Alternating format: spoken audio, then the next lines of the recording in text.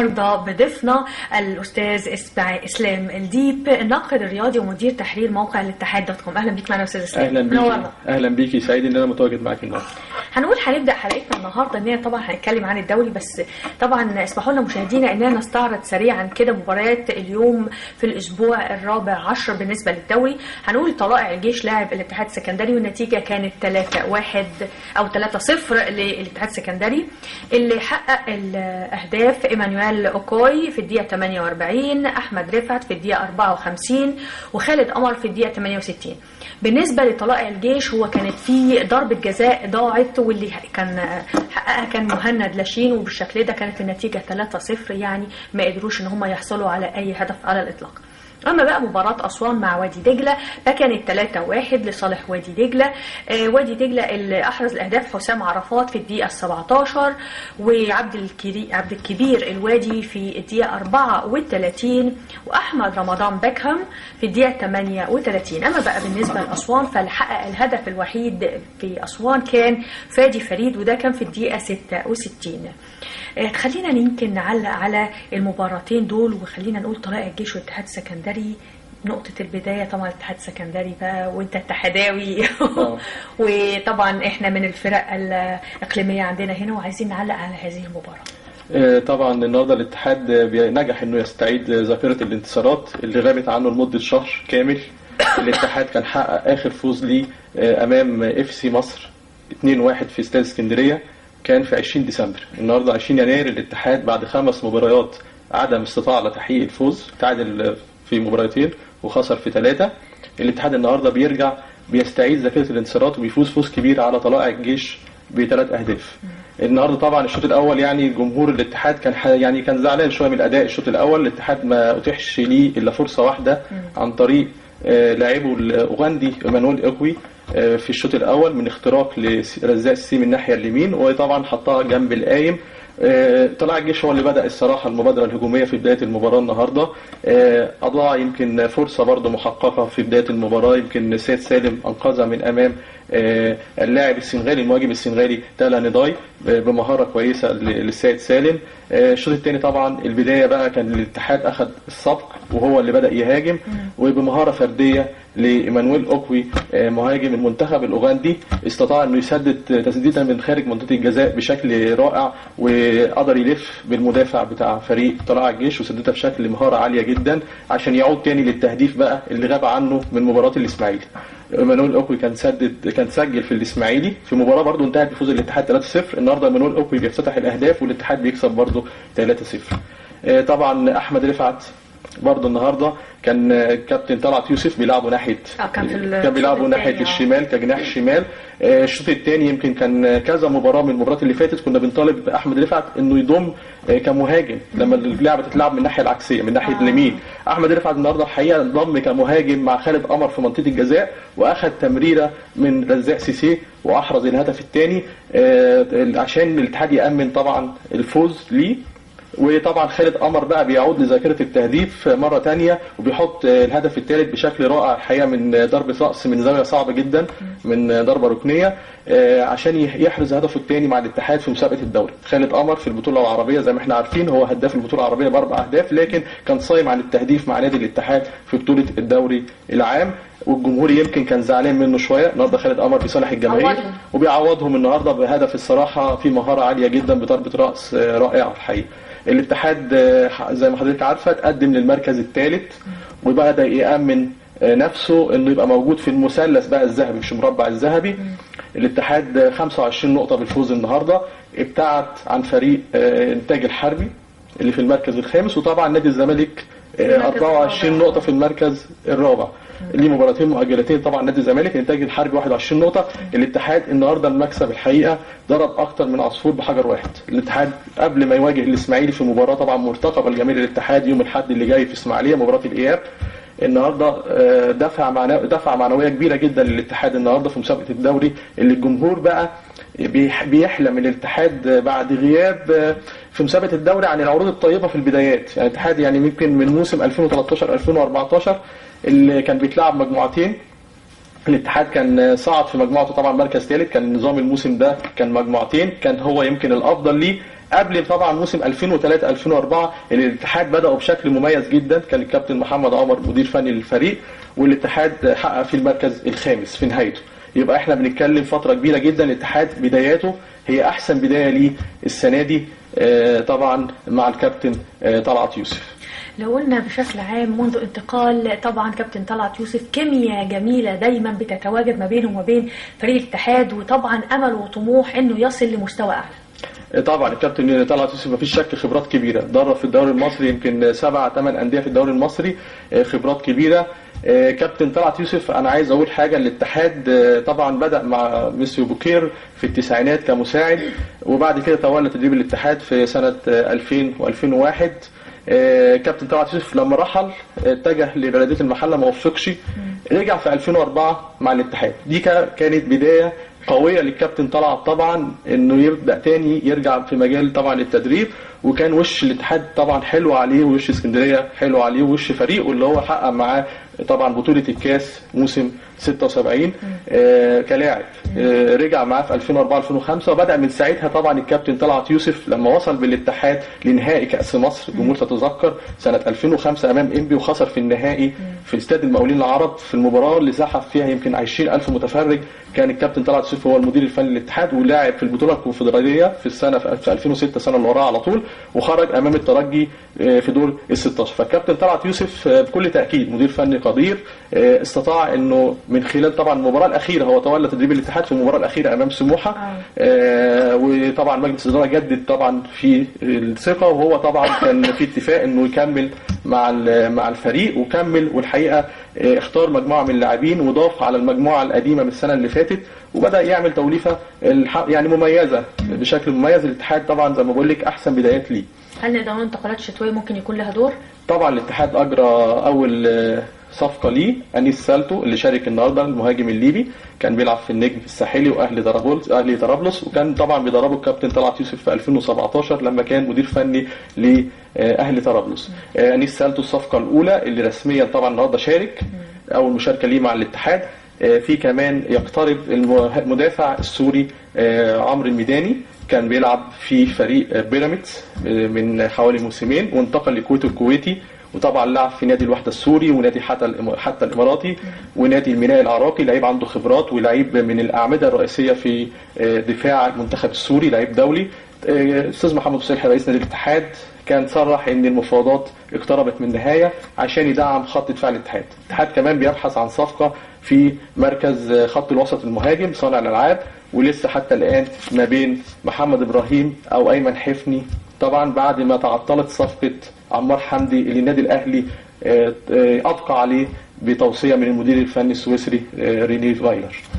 طبعا احنا زي ما احنا بنقول الدوري لسه بدري عليه والنتائج لسه مش ظاهره، ولكن الاجتهاد ومحاوله وضع النقط على الحروف والاقدام تثبيتها من دلوقتي اعتقد بيبقى له فرق كبير جدا في المرحله القادمه.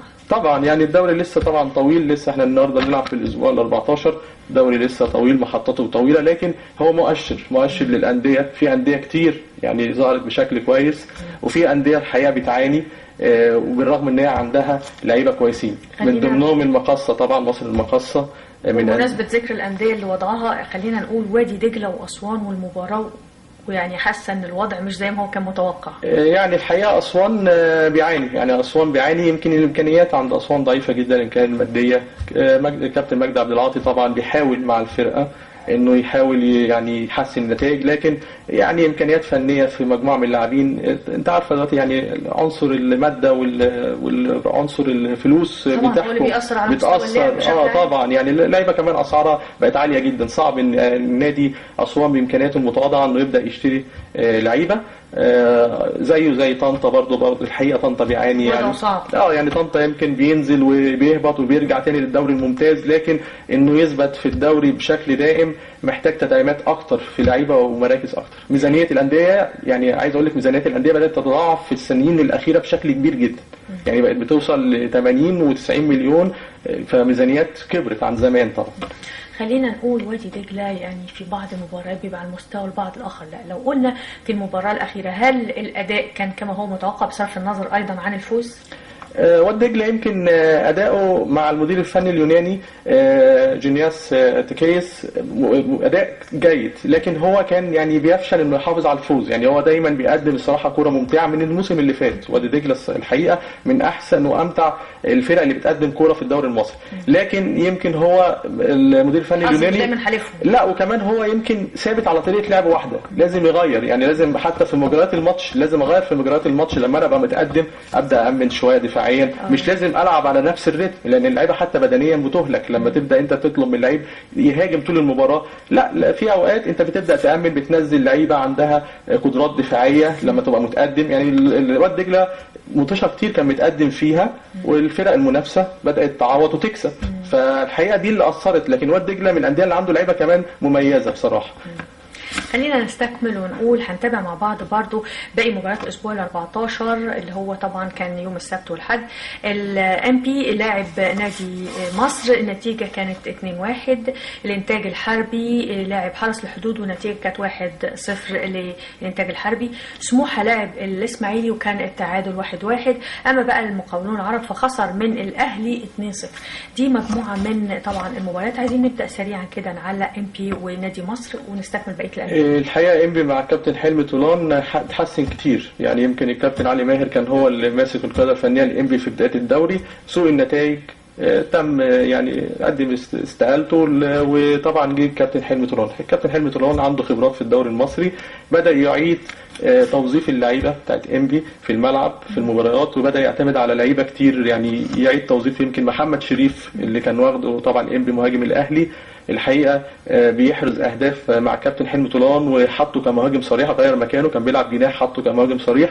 انبي فيها مجموعه مميزه من اللعيبه.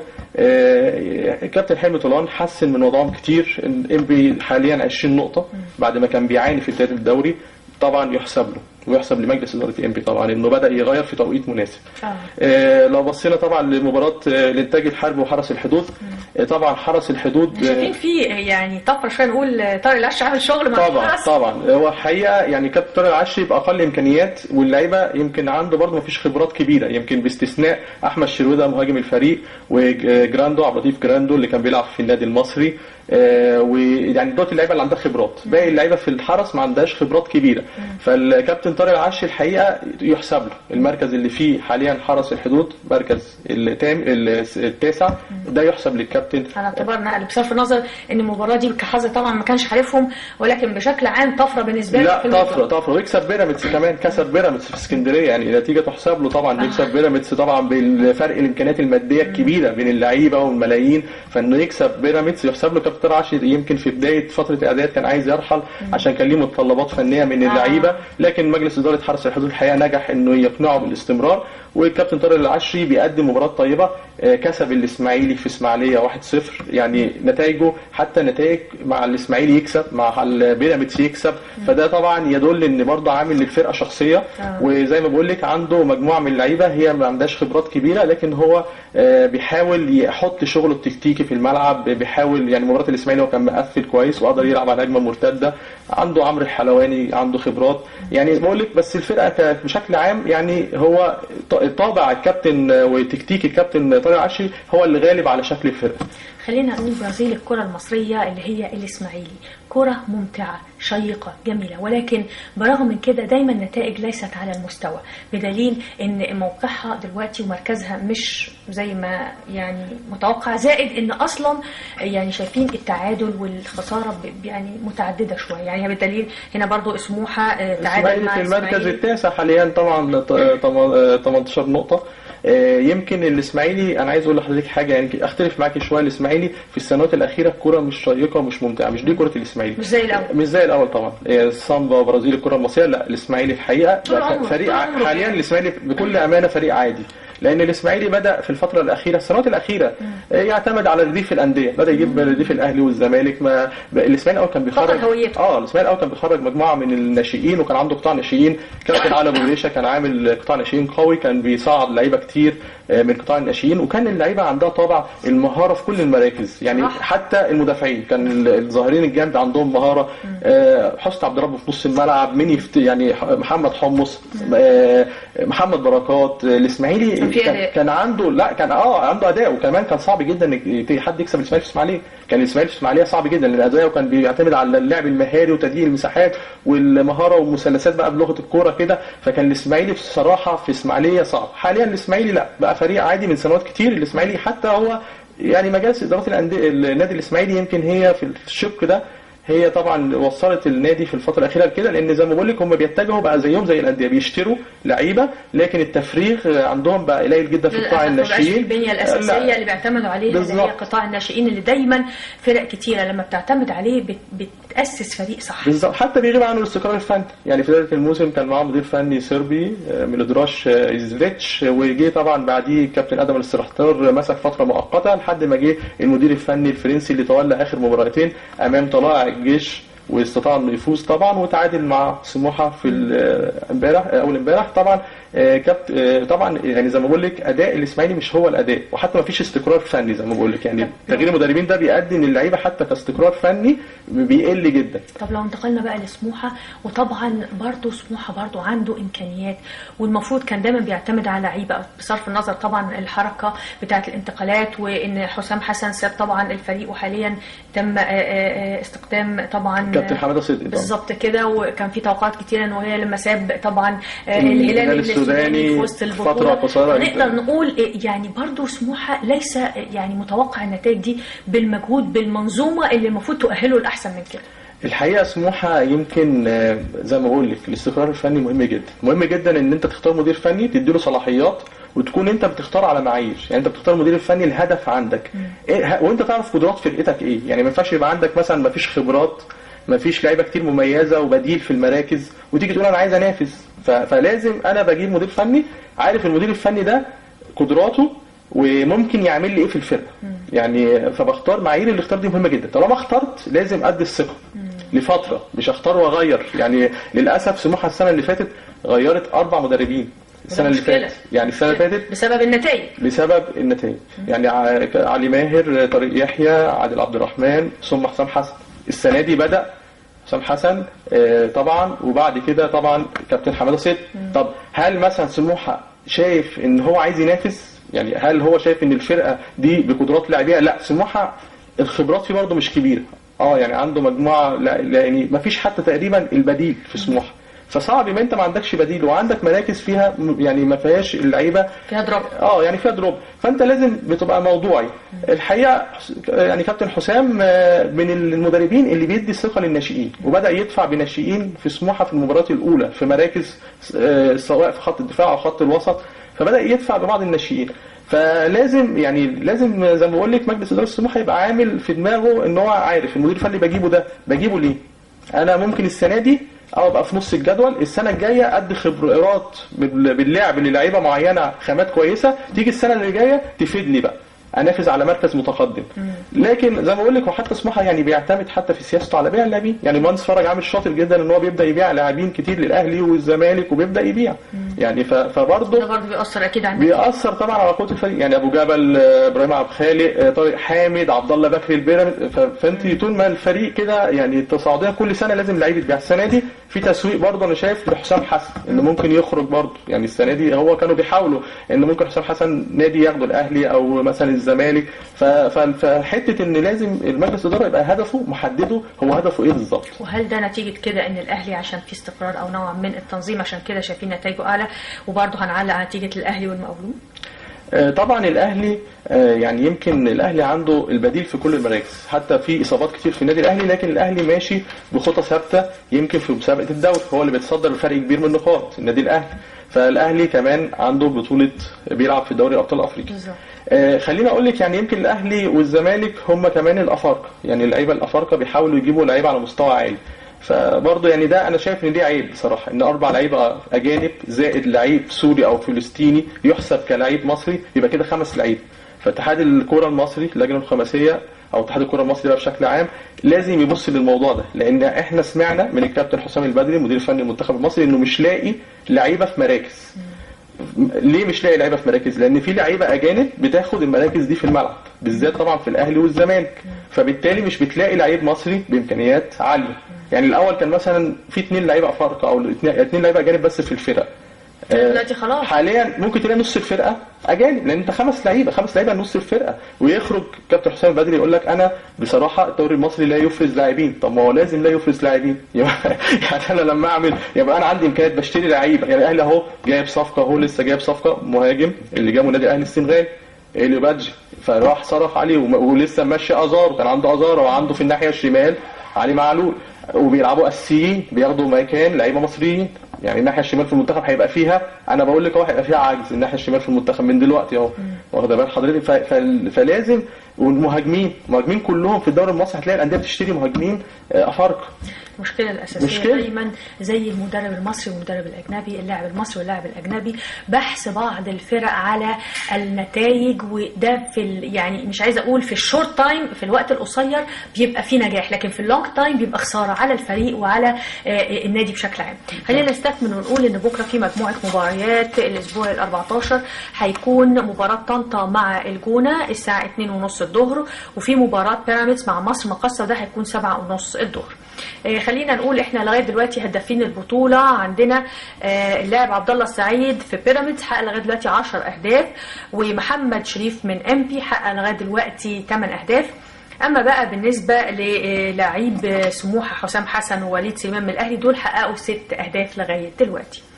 برضو جدول ترتيب الفرق بشكل عام هنقوله بشكل سريع عشان مشاهدينا يتابعوه. بالنسبة لأول مركز في الأهلي لعب 12 وفاز ب 12 وله 35 نقطة وله 35 هدف وعليه هدفين وعدد النقاط بتاعته 36. المقاولين في المركز الثاني لعب 14 فاز ب 9 2 تعادل و3 هزيمة، له 18 هدف عليه 10 أهداف، له 29 نقطة. يعني زي ما احنا شايفين مع بعض الفرق ما بين الأول والثاني في النقاط عدد كبير. أما بقى بالنسبة للأهلي الجزري فحاليا في المركز الثالث لعب 14 مباراة، له 7 فوز 4 تعادل 3 هزيمة، له 16 هدف عليه 11 هدف. أما عدد النقاط فهو 25. بالنسبة للزمالك فهو حاليا في المركز الرابع لعب 12 مباراة ل2 مباراتين مؤجلين، له 7 فوز تعادل 3 الهزيمة 2، له 17 هدف 9 أهداف دخلت مرماه. أما النقاط ف 24. يعني نقدر نقول ان برضو المراكز هنا النقاط الاعداد القليله في النقاط ده بيسبب سرعه انتقال الفريق. عايز تعلق؟ عايز تقول طبعا. يعني انا الجدول اهو اللي قدامنا الاتحاد يعني زي ما بقول لحضرتك 25 نقطه، الاتحاد بدا 24 يبقى الاتحاد بدا يقرب من المقاولين. المقاولين 29 نقطه ولعب. خلينا نقول ان احنا الزمالك هنا 4 ليه ماتشين مؤجلين، بس له ماتشين بينهم نقطه، ليه ماتشين مؤجلين، لكن بس برضو الاتحاد قرب من المقاولين. الاتحاد كان في فتره بعد عن المقاولين، كان الفرق بيكبر مع الفكرة مش مقاولين بقدر ما هي بيحاولوا انه يصعد علشان يقترب من المنطقة بتاعة المربع. او هو الاتحاد عارف مجلس اداره المربع الذهبي، يعني اتحاد مجلس اداره حتى وضع المربع الذهبي عشان حتى السنة اللي جاية ممكن تتيح له المشاركة في بطولة الكونفدرالية، فهو عايز يمثل في افريقيا السنة الجاية. صحيح. خلينا نقول المركز الخامس الانتاج الحربي لعب 14 فاز في 5 تعادل في 6 له 3 هزيمة، عدد الاهداف 12 عليه 11 وحاليا 21 نقطة. اما بقى في المركز اللي يليه بيراميدز وده طبعا الغير متوقع لان بيراميدز ده ما كان متوقع له نتائج عاليه، حاليا هو في المركز السادس لعب 13 مباراه فقط، فوز 5 تعادل 5 3 هزيمه، له 19 نقطه، له 19 هدف عليه 15 اهداف، حاليا 20 نقطه فقط. بعد كده المركز السابع امبي 14 مباراه، 5 فوز 5 تعادل 4 هزيمة، 16 هدف أحرزه، دخل مرماه 16 هدف أيضا، النتيجة الإجمالية 20. وزي ما احنا شايفين ما بين امبي وبيراميدز عدد الأهداف فقط هو الفيصل. بنستكمل سموحة في المركز الثامن 14 مباراة، فاز في 4 التعادل في 7 الهزيمة 3، له 16 هدف عليه 15 هدف والنتيجة 19 نقطة. نقول طبعا النتائج اللي بتبقى نقاط فقط ده بيبقى القفزه فيها ممكن بتختلف من مباراه للتانيه. ممكن برضه يعني حرس الحدود مثلا في المركز التاسع 18 نقطه.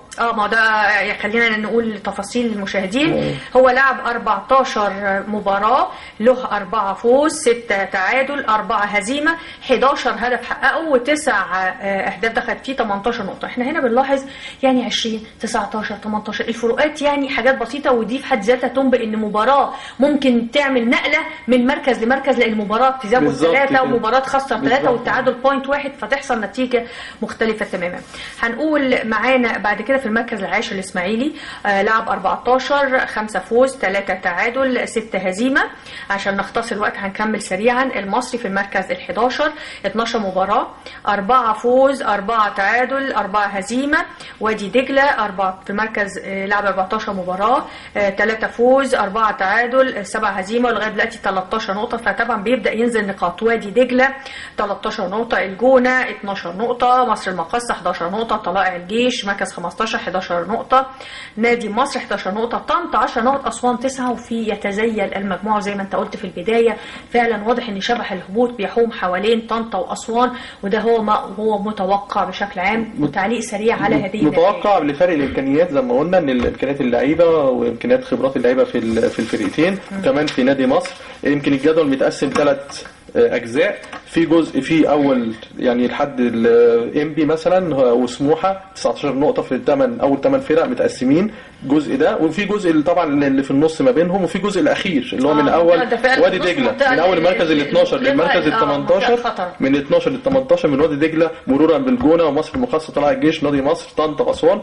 عندهم مشكله ان لسه لحد دلوقتي برضو شبح الهبوط بيهددوا. زي ما احنا بنقول نتائج كتيره كانت متوقعه، نتائج اخرى كانت غير متوقعه، ولكن لسه الدوري قدامه كتير، في بعض المباريات مؤجله لبعض الفرق، يعني مش هنقدر نحكم من دلوقتي. وان كان بعض الفرق بيحاولوا ان هم يحطوا اقدامهم ويرسخوها من خلال نتيجه ونقاط اعلى عشان يستريحوا في الفتره القادمه. ما زلنا معكم مشاهدينا، هناخد هذا الفاصل ونرجع نواصل لقائنا مع ضيفنا على الهواء مباشره. تابعونا.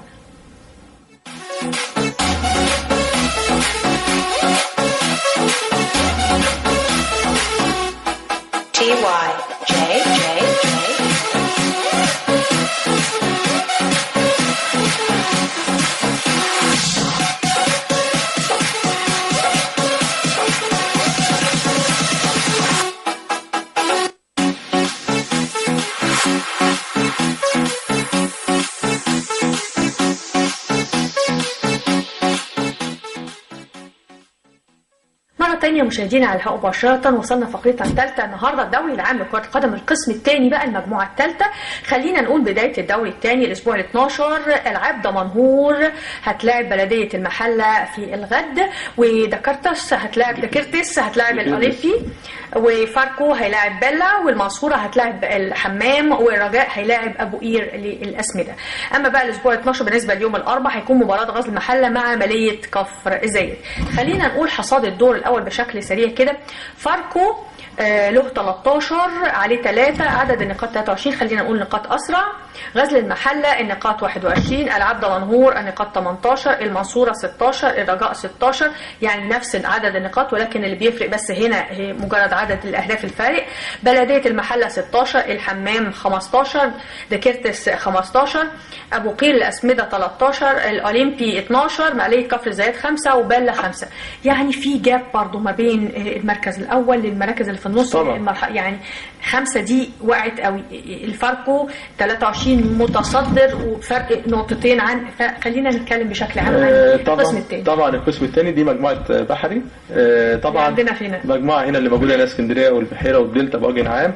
طبعا شايفين فاركو متصدر الدوري من بدايه انطلاقه المسابقه. الحقيقه فاركو بقياده الدكتور احمد عاشور ومجلس ادارته الدكتور عز الدين يشار عاملين الحقيقه موسم مميز، لان هو حافظ كمان على المدير الفني كابتن دكتور احمد عاشور من الموسم الماضي وحافظ عليه الموسم ده وماشي بخطى ثابته. بالظبط نفس الامر هو في المركز الاول طبعا ومن بدايه الموسم هو متصدر. نفس الامر غزل المحله.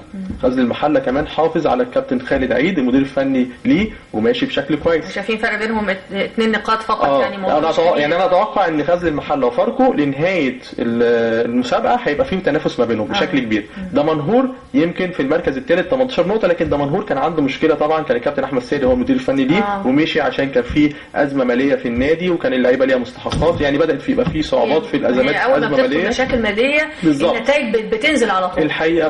فدمنهور متراجع يعني لكن انا اتوقع ان فاركو وغزل المحله هيستمروا في تنافس. هي المشكله بقى ان الموسم اللي جاي اتحاد الكوره اخذ قرار ان الموسم اللي جاي هيبقى مجموعه واحده 18 فريق. بالتالي يبقى في فريق هيصعد وفي 6 هينضم في 5 هينزلوا في 6 هينضموا عشان يكونوا مع كل المجاميع في الصعيد والقاهره 18 فرقه من كل مجموعه 6 يعملوا 18 فرقه ويلعبوا دوري زيه زي الدوري الممتاز. الاولمبي الحقيقه في مشكله. الاولمبي في المركز العاشر فالاولمبي لحد دلوقتي هو في اخر 5 فرق يعني ال5 فرق دول هينزلوا. الاولمبي طبعا بتاريخه لازم ان شاء الله عنده مباراه ديكيرنس بكره في ديكيرنس مطالب انه يكسب لان ديكيرنس في اول مباراه في الدوري كسب الاولمبي في اسكندريه. فديكيرنس من الفرق كمان اللي طبعا بتنافس مع الاولمبي على البقاء.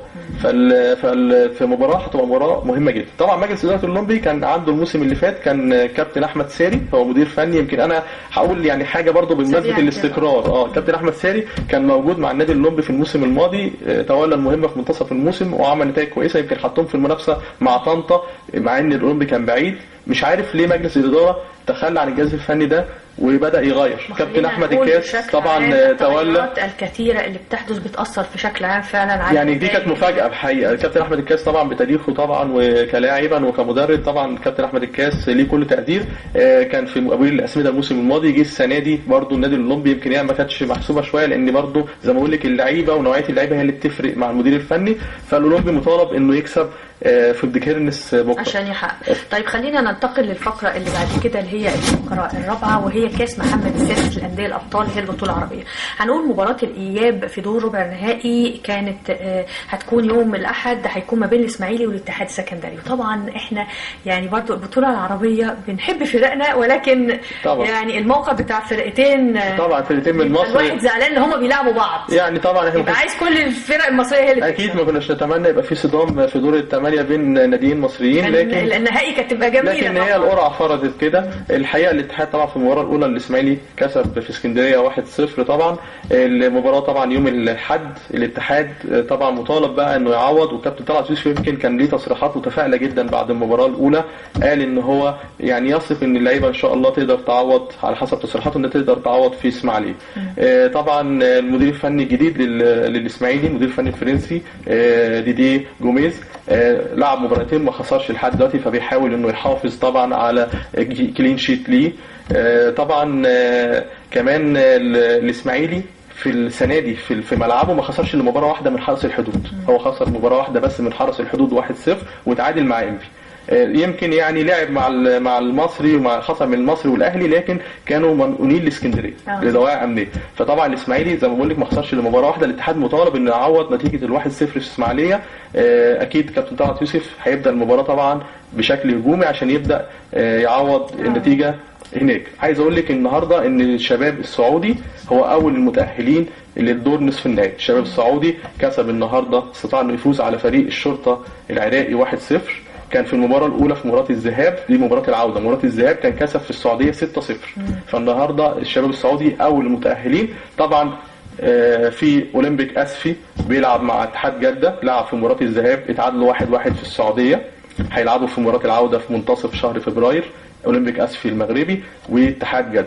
مباراه كمان الثالثه عشان برضو الجمهور يبقى متابع كل المجموعه. رجاء المغربي رجاء المغربي طبعا كسب استطاع انه يفوز على مولوديه الجزائر في الجزائر 2-1. وطبعا مباراه العوده هتبقى في المغرب في الشهر اللي جاي. خلينا نقول بشكل عام يمكن احنا خلاص على مشارف نهايه حلقتنا فهنتكلم سريعا عن دوري ابطال افريقيا 2020. هنقول المجموعه الاولى الزمالك مع زيسكو 2-0 مع زيمبي مع اوغستو 2-1. اما الزمالك مع مازيمبي فهيكون يوم 24/1. خلينا نقول المجموعة الثانية بلاتينيوم مع الأهلي 1-1، الهلال مع النجم الساحلي 2-1 للنجم الساحلي، والأهلي مع النجم الساحلي هيكون يوم 26/1. أما بقى الفرق بشكل عام، المجموعة الأولى مازيمبي له 10 نقاط، الزمالك 7، أوجوستو 2، وزيسكو يونايتد 2. المجموعة الثانية النجم الساحلي 9 نقاط، الأهلي 7، الهلال 6، بلاتينيوم 1. خلينا نقول سريعا كده في عجالة في أقل من دقيقة بشكل عام. سريعا، الأهلي مطالب بالفوز على النجم الساحلي عشان ما يبقاش مهمته صعبة في السودان، لأن الهلال ممكن يكسب بلاتينيوم بشكل يعني نسبته في الفوز أكبر، لأن بلاتينيوم يعتبر حصلت المجموعة. الأهلي تعادله في زيمبابوي مع بلاتينيوم، ده يعني أحطه في موقف محرج، لازم يكسب. صعب عليه. لازم يكسب النجم عشان يروح السودان في أريحية. الزمالك التعادل في مباراتين يكفوا للصعود، لان الزمالك الحقيقه كسب زيسكو يونايتد في مصر، والنتيجه اللي عملها معاه كمان في زامبيا بالتعادل دي اعطته اريحيه ان الامور بالنسبه له هتبقى سهله. المجموعه الثالثه على فكره سان داون بيتصدر برصيد 10 نقط، والوداد 6 نقط في المجموعه الثالثه. والمجموعه الرابعه الترجي والرجاء، في مباراه هتبقى صعبه، الترجي عنده 10 والرجاء عنده 7، هتبقى مباراه صعبه جدا في المغرب، لان شبيبه القبائل عنده 4 نقط، وهتبقى مباراة صعبة على الصعود ما بين يعني الترجي والرجاء، طبعا لأن الترجي في حساسية كسب الرجاء في المغرب. خلينا نقول بشكل عام طبعا نتائج كتير جدا ممكن تبقى متوقعة ونتائج غير. احنا نتمنى طبعا التوفيق لفرقنا المصرية يا رب، ونسمع مزيد من النجاحات بالنسبة لنا. بشكرك طبعا على هذا اللقاء، وقتنا مر بسرعة، اتمنى تكونوا استمتعتوا معنا المشاهدين. اسمح لنا نشكر ضيفنا النهارده استاذ اسلام ديب، الف شكر لك النهارده. المشاهدين الاعزاء سعدنا معاكم النهارده، اتمنى تكونوا استمتعتم بحلقتنا. على وعد نقدم لكم كل ما هو جديد، انتظرونا دايما في نفس الميعاد وبرنامجكم بين الملاعب.